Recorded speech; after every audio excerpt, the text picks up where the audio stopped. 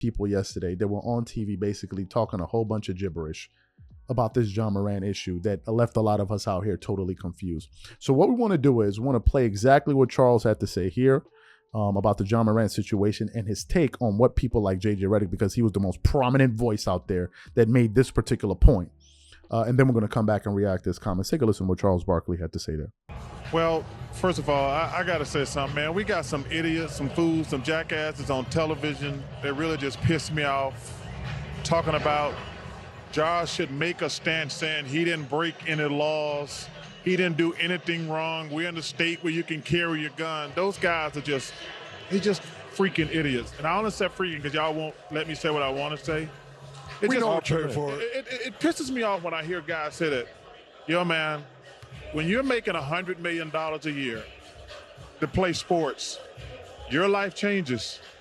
There are certain rules and regulations you have to live by, plain and simple.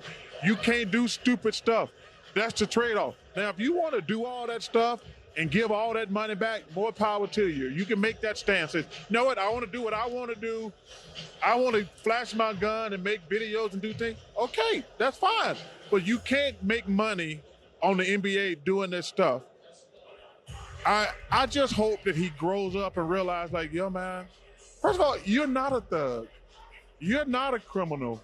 You're not a crook. You're a guy making $100 million a year to dribble a stupid, $200 million to dribble a stupid basketball.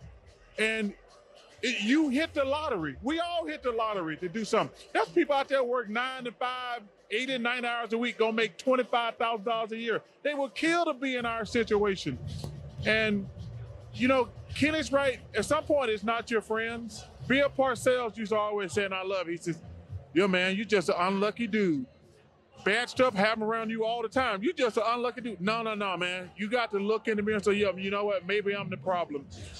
And it's disappointing because the kid's a great player, but to be a fool already, then be a bigger fool a couple of months later, and this is like your fifth or sixth gun thing. And like I say, hey, I'm a gun guy. But I don't understand why you're flashing it. My bodyguard teaching me, man, if you touch your gun, you better shoot somebody. It ain't for everybody to know you got. And he riding around with, I guess he think he with Antoine Fuqua and Steven Spielberg. You got your quote friends filming you. They're idiots too. And I'm just sad, Ernie, because it's a bad look. So you heard his comments. And I have to say I 100% concur. I 100% concur with the sentiments that Charles Barkley expressed. When JJ Redick and all the other people that were making that point yesterday were bringing it up, I was totally confounded. I was befuddled. I'm like, well, I was asking myself the question, how did we get here? How did this become a political issue?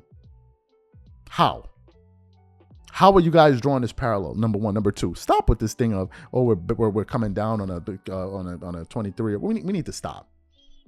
We need to stop because now it seems like we're trying to baby the guy.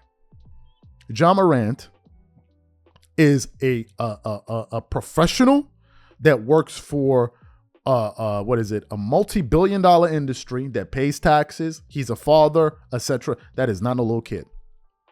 That is not a child. That is a young adult. He's not an adolescent. He is a young adult. He is responsible, I'm pretty sure, for a lot of people. Let's not put him into diapers, please. Let's not put him in diapers, number one. Number two, the reason why a lot of the points that these people were making yesterday fell on deaf ears was because people already gave John Morant grace after the first incident.